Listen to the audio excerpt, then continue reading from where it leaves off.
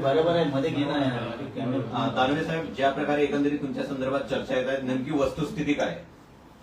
सगळ्यात आधी ज्या चॅनलवाल्यांनी 10 वाजता माझा पक्ष प्रवेश होणार होता असं सांगितलं, त्यांनीच त्यांची बातमी खोटी ठरवलेली आहे. कारण आता 11:30 वाजले.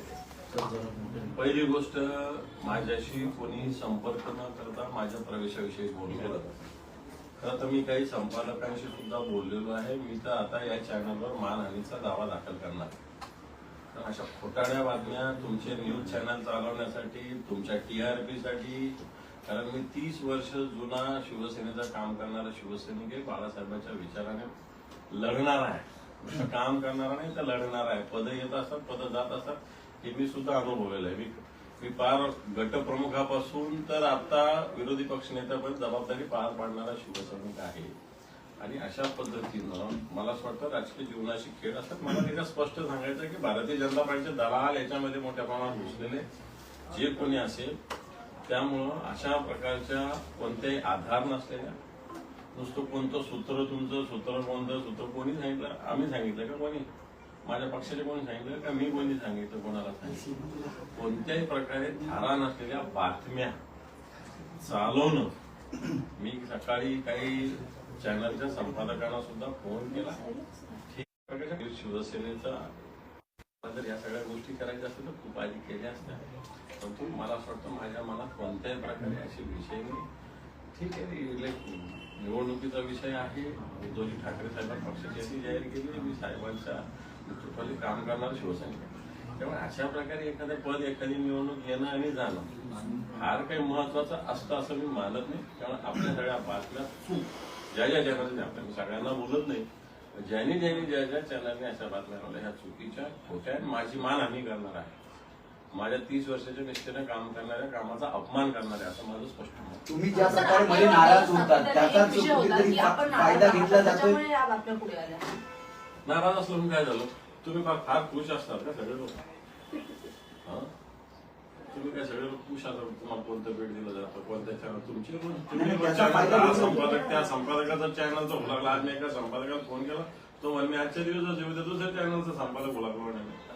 हे तुमचं चालतं, पण मला असं वाटतं नाराज वगैरे असं ते स्पष्टपणे सांगितलं की ज्या दिवशी पण उमेदवाराची यादी जाहीर करणार त्या दिवशी पण नाराजी असते ना, तर रोज रोज थोडी नाराजी असते. तुमच्या नाराजीचा फायदा घेतला जातो का विरोधकांना? विरोधकाकडून येत तुमचे चॅनल. विरोधक कोणी काय बोल? कोणता विरोधक बोला सांगा.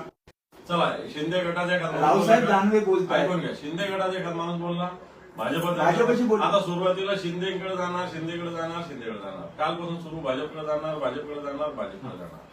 रावसाहेब दानवे काय बोलले? पूर्वाश्रमीचे भाजपचे आहेत आम्हाला.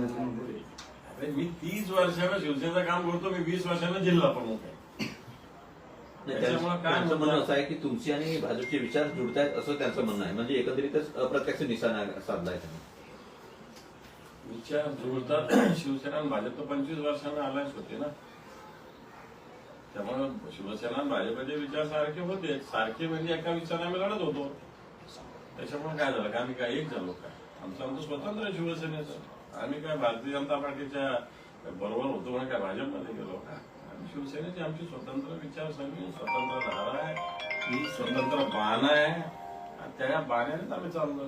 चंद्रकांत खैरेंच्या प्रचारात कधीपासून उतरताय? मी उतरलेलो आहे प्रचाराला. 1.5 महिन्याचा काळ आहे. संभाजीनगर जिल्हा छोटासा आहे. 4 दिवस 8 दिवस लागत नाही प्रचार करायला. 8 दिवसात सगळा जिल्हा ढवळून काढतात आणि माझ्यात तेवढी क्षमता आहे. आणि मी ऑलरेडी मागच्या आठवड्यातच जवळपास 100 गावांचा दौरा करून झालेला आहे माझा. फार मोठा मतदारसंघाने 8 दिवसात सगळा प्रचार कंप्लीट होईल. आमच्याकडे संघटनात्मक ढाचा आहे. इथं बसून सगळ्या गावाच्या बूथपर्यंत प्रचार करतात. ही शिवसेनेची ताकद आहे. त्यामुळे असं काही नाही की फिजिकली आपण गेलो पाहिजे तिथं. पण तरी मी मागच्या आठवड्यामध्ये जवळपास 90 गावांचा दौरा केलाय. मी कुठेही मी शिवसेना या विषयाचा प्रचार केलाय, आणखी पुन्हा करणार आहे. आणि मला महाराष्ट्रात फिरायचं आहे, आणखी सगळीकडे स्टार प्रचारकाच्या यादीमध्ये मी आहे. त्यामुळे महाराष्ट्रात स्वतः फिरणार सगळी. सर, खैरे आणि तुमच्यातले मतभेद जे होते ते पूर्णपणे मिटलेले आहेत का? की आणि चंद्रकांत खैरे यांनी निवडून येण्याची किती कोणतेही मतभेद नव्हते. त्यांनी तिकीट मागितलं होतं, मी तिकीट मागितलं होतं, एवढाच विषय.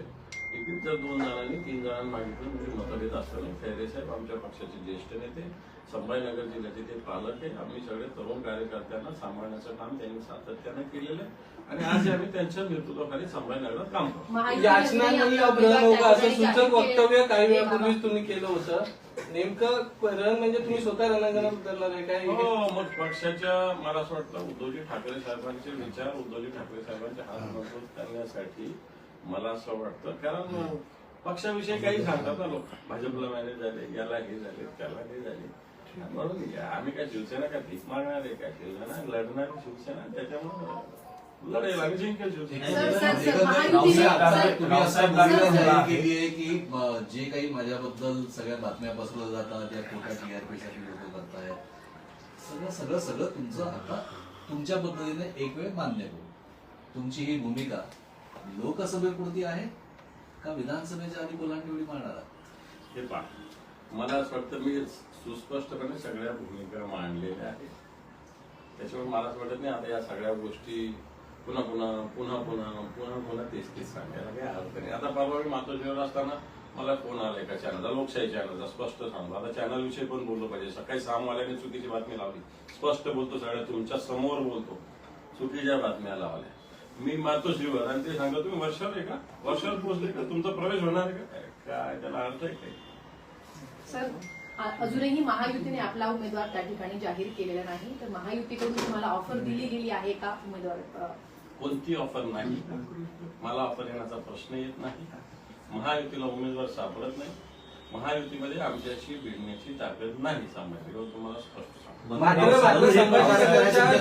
संभाजीनगरची जागा जाहीर झाली त्यानंतरचा घटनाक्रम पाहिला तर पहिलं तुम्ही नाराजी व्यक्त केली कारण तुम्ही इच्छुक होतात आणि तुम्ही वारंवार हे बोलून दाखवलं होतं. त्यानंतर तुम्ही तुमच्या व्हॉट्सअप स्टेटसला काही शेरोशायरी देखील होती. या अनुषंगाने हा जो हे जी चर्चा ही या अनुषंगाने पुढे चालत गेली आणि त्यामुळे आज ही संपूर्ण बातम्या अशा चालू झाल्या. पण उमेदवारी जाहीर होऊन 5 दिवस झाले. मला असं वाटतं त्या दिवशी सगळे जे काही नाराजी राहिली सगळे विषय संपला. पक्षप्रमुखाकडे मी जाऊन आलो.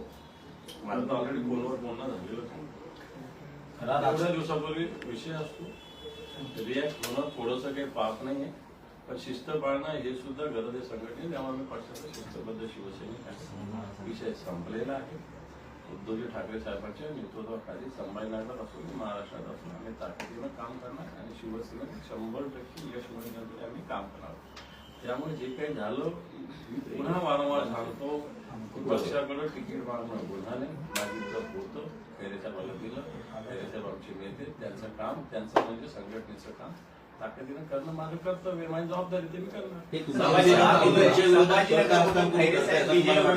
काही पक्षांतर्गत कुजबूज आहे. इथं पक्षांतर्गत नाही आहे कोणी. मला पक्षांतर्गत कोणी नाही काय बोलत आहे. पक्षांतर्गत नाही हे तुम्ही कुठं तुम्ही सांगा शिंदे गट कुठं भाजप. मला असं वाटतं तुमच्या मीडियामध्ये सुद्धा असे भाट पेरलेले काही वेगवेगळ्या पक्षांनी, विशेषतः भाजपने आणि शिंदे गटाने, की जे लोक नुसते पोपटासारखे बोलत असतात त्यांच्या ह्याच्यावर. म्हणजे आता तुम्हाला राग येईल पण बोललं पाहिजे सगळ्या गोष्टी स्पष्टपणे. त्याच्यामुळं कुठंच आधार नाही, काही नाही, काही नाही. मला कालपासून फोन येतात. अरे काय आता मी माझ्या कामात मी काल विसरला होतो. युवासेनेची बैठक होती घोसाळकर साहेबांनी उत्तर मुंबईमध्ये, तिथं होतो.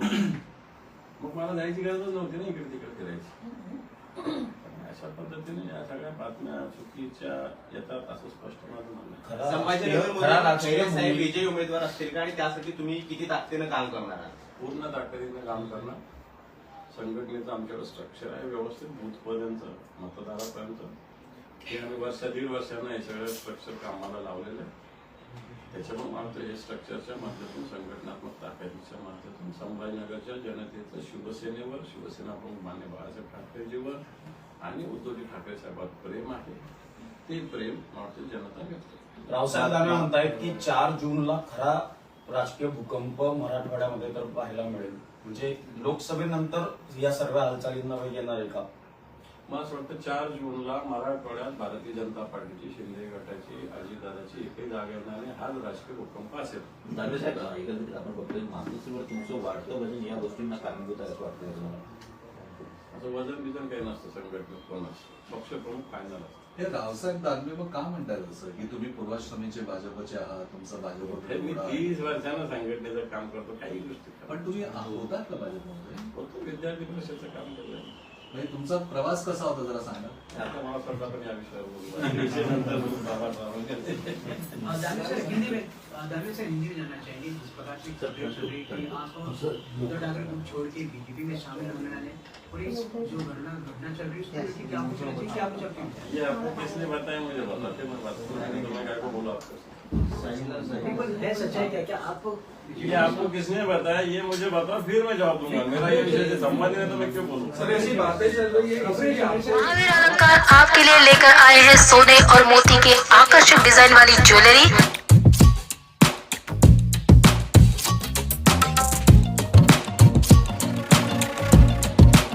जहां पर आपको महाराष्ट्र की पारंपरिक ज्वेलरी से लेकर दुबई की लेटेस्ट अरबी डिजाइन की झुमकी, कंगन, मांग टिक्का हार आदि ज्वेलरी मिलेगी, वो भी एकदम आपकी पसंद और बजट के अंदर।